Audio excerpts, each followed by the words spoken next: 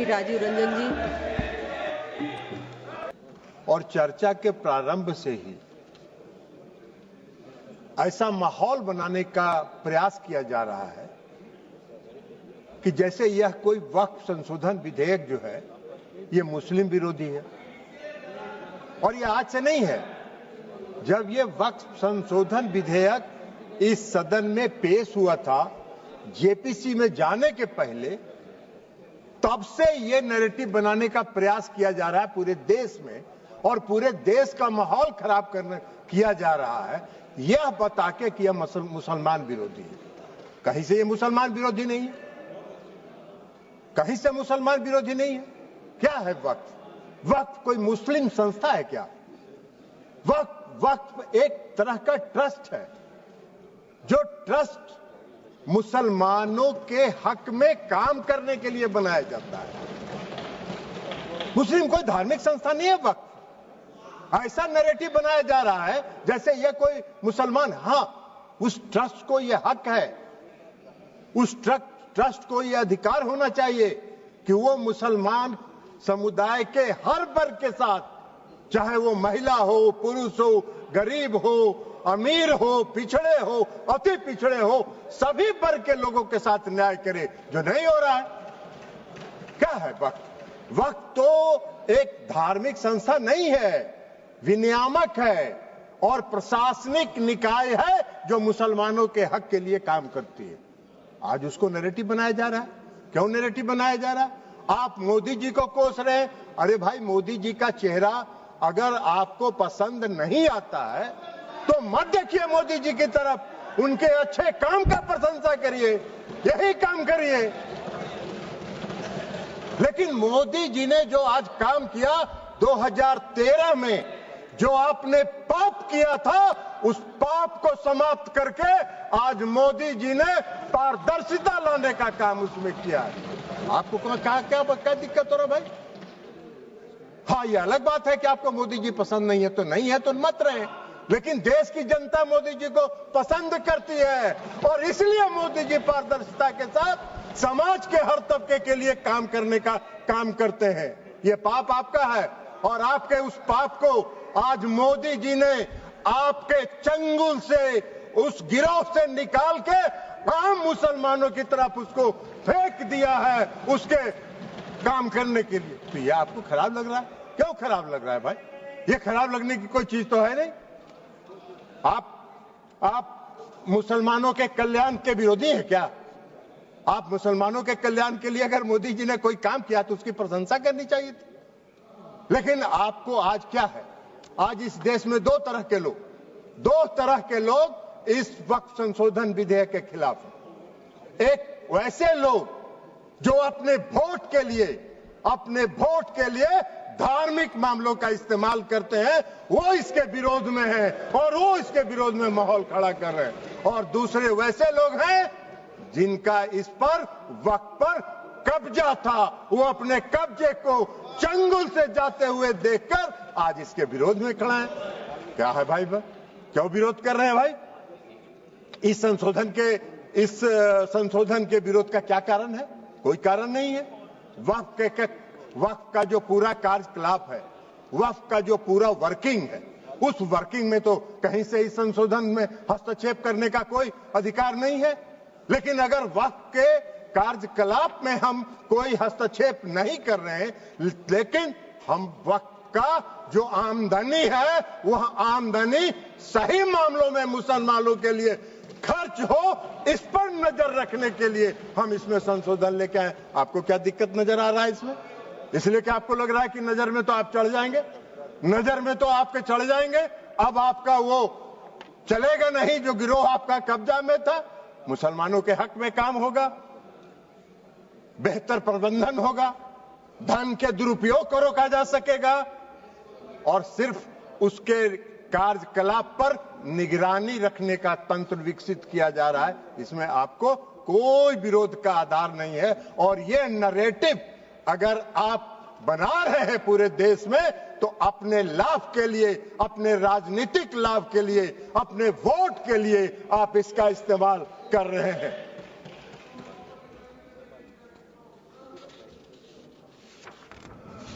सभापति महोदया, इस संशोधन से क्या होगा? इस संशोधन से सबसे बड़ा फायदा क्या है? आज मुसलमान समुदाय के अंदर, ये नैरेटिव तो आप बना नहीं रहे हैं, मुसलमान समुदाय के अंदर पसमानदा समाज के भी लोग हैं। आप जरा बताइए हमको, पूरे देश भर का उदाहरण देके बताइए कि पसमानदा समाज का वक्त पर कोई है, वक्त में उसका बेचारे का कोई से है? कितनी बड़ी आबादी है पसमानदा समाज की, उसका कोई से है? आप पूरे देश में, आपके नेता, कांग्रेस पार्टी के नेता पूरे देश में चिल्ला चिल्ला के कह रहे हैं जातीय गणना कराइए, जनगणना कराइए, तो कराइए, तो मुसलमान के पसमानदा के आप खिलाफ कहां हैं? अगर उनको हक दिया जा रहा है और उनको अधिकार दिया जा रहा है। आपको बता देते हैं, आपको बता देते हैं, आपकी सेकुलरिज्म की एक कांग्रेस पार्टी के एक नेता का कल हम देखे अखबार में एक बयान छपा हुआ है कि जेडीयू सेकुलर पार्टी है, उसको देखना है। अरे जेडीयू को और नीतीश कुमार को आपके सेकुलरिज्म के सर्टिफिकेट की आवश्यकता नहीं है, उसकी आवश्यकता नहीं है। आपको हम एक बात बता देते हैं, सेकुलरिज्म की आपकी परिभाषा है समाज को वोट के लिए बांटो, भावना की राजनीति करो और वोट लेके देश पर राज करो और राज करो। यह आपका सेकुलरिज्म का परिभाषा है। नीतीश कुमार जी का और जेडीयू के सेकुलरिज्म की परिभाषा है कि बिना कोई विवाद किए हुए काम करो, समाज के हर वर्ग के लिए काम करो। आपने तो इस देश में बहुत दिन शासन किया। आपको एक मिनट सुनिए जयप्रकाश जी, आपको बता देते हैं, बिहार में नीतीश कुमार जी 20 साल से बिहार के मुख्यमंत्री हैं। आजादी के बाद से आपने कब तक शासन किया? कांग्रेस पार्टी ने बिहार में कब तक शासन किया? आजादी के बाद से नीतीश कुमार जी ने 20 वर्षों में मुसलमानों के हक में जो काम किया, आजादी के बाद से आज तक नहीं हुआ। क्या हुआ? मुसलमानों के लिए नीतीश कुमार जी ने तालमी मरकज बनाया, हुनर योजना चलाई, भागलपुर दंगा हुआ था, किसके राज में हुआ था? वेणुगोपाल जी, आपके राज में हुआ था। क्या न्याय किया था आपने मुसलमानों के लिए? नीतीश कुमार जी ने एनडीए के राज में भागलपुर के दंगा पीड़ितों को न्याय देने का काम किया। यह काम नीतीश कुमार जी ने किया। आपका सेकुलरिज्म की क्या परिभाषा है? नीतीश कुमार जी ने पूरे बिहार के कब्रिस्तान की घेराबंदी करा दी। आप तो आजादी के बाद से इतना दिन शासन किए, कौन सा काम आपने किया बिहार में और मुसलमानों के हक में, ये बता दीजिए। लेकिन नीतीश कुमार जी वोट के लिए राजनीति नहीं करते हैं और नीतीश कुमार जी ने मुसलमानों के हक में बिहार में जितना काम किया, भारतीय जनता पार्टी उसकी भागीदार रही। भारतीय जनता पार्टी के समर्थन से ये काम हुआ। आप कहां खड़े हैं जयप्रकाश जी? ऐसे ही चिल्पो करते रहिए, कुछ होना जानी नहीं है।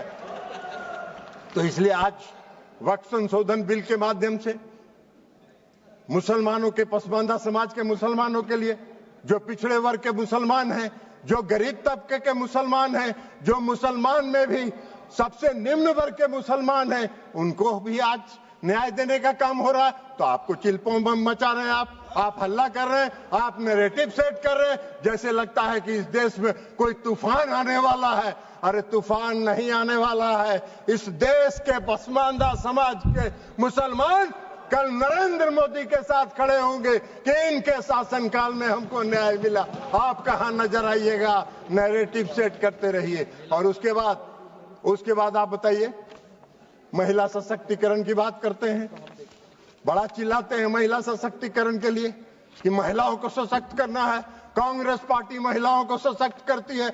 अरे कहां महिलाओं को? मुसलमान समुदाय में महिला नहीं है क्या? मुसलमान समुदाय में महिला नहीं है? आज अगर मुस्लिम समुदाय के महिलाओं को वक्त आपके साथ जोड़ा जा रहा है, आपको क्यों विरोध हो रहा है? मुस्लिम समाज के महिलाओं को भी सशक्तिकरण का हक है, उनके सशक्तिकरण का भी काम प्रधानमंत्री नरेंद्र मोदी जी की सरकार ने किया। इस वक्फ संशोधन विधेयक के माध्यम से आपका नैरेटिव सेट कर रहे हैं पूरे देश में, जैसे लगता है मोदी जी मुस्लिम विरोधी हैं। मोदी जी पारदर्शी, मोदी जी सेकुलरिज्म, जिस तरह नीतीश कुमार जी ने बिहार में सेकुलरिज्म स्थापित किया, प्रधानमंत्री नरेंद्र मोदी जी भी पूरे देश में सेकुलरिज्म को लेकर आगे चल रहे हैं। समाज के हर तबके के साथ, समाज के हर वर्ग के साथ, देश के हर राज्य के साथ एक साथ काम करके उसको विकसित करने का काम कर रहे हैं, इसलिए कि उनका विजन, उनकी सोच व्यापक है। वो विकसित देश बनाना चाहते हैं, आत्मनिर्भर भारत बनाना चाहते हैं। आप देश को संकुचित रखना चाहते हैं, देश को बांट के वोट के लिए धर्म के आधार पर वोट को बांटना चाहते हैं, जो आपका चलने वाला नहीं है। अभी चर्चा हो रही थी, बहुत लोगों ने कहा इस संशोधन के माध्यम से डीएम को अधिकार क्यों दे दिया गया। बहुत लोगों ने सिविल प्रोसीजर कोड तक की बात करी, हमको हंसी आ रही थी। सीपीसी से क्या लेना देना है? गाय का सील भैंस में, भैंस का सील सिंह जो है गाय में लगा रहे हैं। अरे भाई, इस देश में रेवेन्यू के रिकॉर्ड्स का कस्टोडियन कौन होता है? इस देश में रेवेन्यू के रिकॉर्ड्स का कस्टोडियन डिस्ट्रिक्ट मजिस्ट्रेट होता है, और डिस्ट्रिक्ट मजिस्ट्रेट को अगर यह अधिकार दिया गया था, कोई गलत नहीं था, लेकिन फिर भी आपने उसका विरोध किया। तो भाई सरकार ने सोचा कि चलिए आपके विरोध को मान लेते हैं, और उससे बड़े अधिकारी को दे दिया ये अधिकार। लेकिन रेवेन्यू के रिकॉर्ड्स का कस्टोडियन जिलाधिकारी होता है। आपका अगर झगड़ा होगा, मेरी संपत्ति का अगर झगड़ा होगा, वेणुगोपाल जी आपकी संपत्ति का किसी से झगड़ा होगा, तो कहां जाते हैं आप? खतियान देखने के पास? किसके पास जाते हैं? वही डिस्ट्रिक्ट मजिस्ट्रेट के यहां, वही डिस्ट्रिक्ट मजिस्ट्रेट की अदालत में जाते हैं। एक आम मुसलमान भी आज की तारीख में, आम नागरिक अगर मुसलमान का है और उसकी व्यक्तिगत संपत्ति पर कोई विवाद होता है, तो वो जाता है डिस्ट्रिक्ट मजिस्ट्रेट के यहां, और वहीं से उसको न्याय मिलता है। तो आम मुसलमान डिस्ट्रिक्ट मजिस्ट्रेट के दफ्तर में जाएंगे, उनको न्याय मिलेगा। अब वक्फ को नहीं जाना है, इसलिए कि वक्फ की जमींदारी है। पूरे वक्फ की संपत्ति पर उसको समाप्त करने का काम, पारदर्शिता लाने का काम नरेंद्र मोदी की सरकार ने किया है। इसका स्वागत करना चाहिए, इसका विरोध नहीं होना चाहिए। अब आप कह रहे हैं कि ट्रिब्यूनल की बात आती है। भाई क्या ट्रिब्यूनल में क्या दिक्कत है? आज का क्या कानून है? आज का क्या कानून है? आज का कानून यह है जो पाप किया आपने 2013 में। आज का कानून क्या है कि अगर कोई वक्त, जो सुबह में रिजिजू साहब मंत्री जी जो भाषण दे रहे थे, उन्होंने कहा कि धारा 40 को खत्म कर दिया हमने।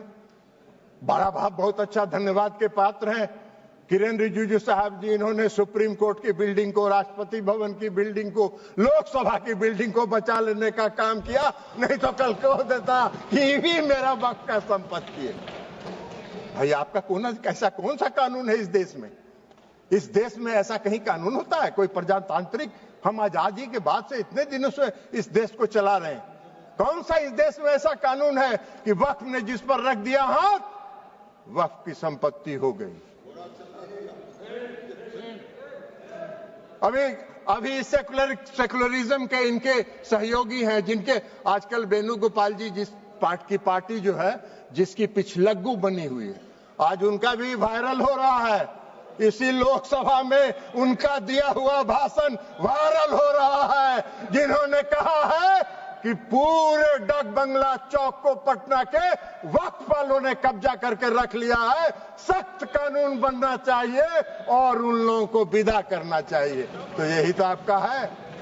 यही आपका है, वायरल है। जरा बाहर निकल के वेणुगोपाल जी देख लीजिए, नहीं हो तो बोलिएगा हम भेज देंगे, मेरे पास भी है, हम भी भेज देंगे आपको, देख लीजिएगा।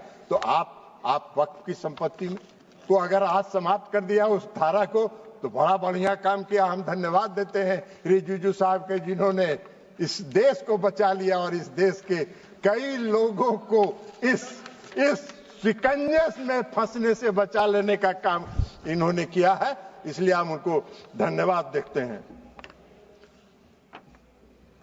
अब ट्रिब्यूनल की बात है। ट्रिब्यूनल का क्या था भाई? कल इस कानून के तहत ट्रिब्यूनल में जाइए, ट्रिब्यूनल में जाके आप साबित करिए कि वक्फ का संपत्ति नहीं है, ये मेरा संपत्ति है, और उसको 5 साल तक 10 साल तक ट्रिब्यूनल सुनता रहेगा, और एक बार ट्रिब्यूनल फैसला दे दिया कि वक्फ वाले सही है, अब फिर कहीं नहीं जाइए, फिर उसी में रिवीजन फाइल करिए। यही तो आज का कानून था, जिसको खत्म करके इस सरकार ने पारदर्शिता लाने के लिए सिर्फ इंडिविजुअल को भी नहीं, अगर वक्फ को भी कोई शिकायत है तो वह भी अपील में जा सकता है, उसको भी आजादी मिल गई है। दो तरफा मामला साफ है। अब चलिए, जो सही होगा वही होगा, और यही काम नरेंद्र मोदी जी करते हैं, पारदर्शिता लाते हैं। आपको पारदर्शिता से चिढ़ है, आपको